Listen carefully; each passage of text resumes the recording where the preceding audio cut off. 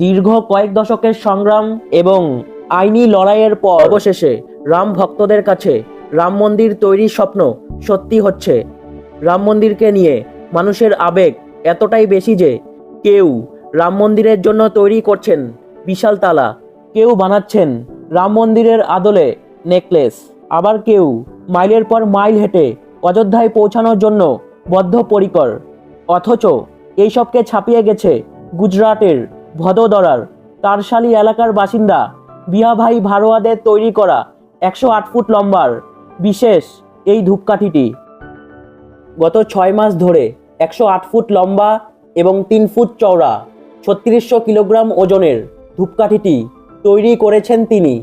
1500 kilogram গোবর, 191 kilogram ঘি, 376 kilogram নারকেলের শাঁসসহ বিভিন্ন ধরনের উপকরণ দিয়ে তৈরি হয়েছে এই ধূপকাঠি।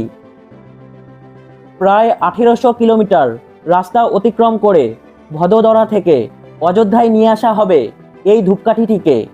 22শে জানুয়ারি রাম মন্দিরের প্রাণ প্রতিষ্ঠার দিন এই ধূপকাঠিটি জ্বালানো হবে। আর একবার জ্বালানোর পর 45 দিন ধরে ধূপকাঠিটি জ্বলতে থাকবে।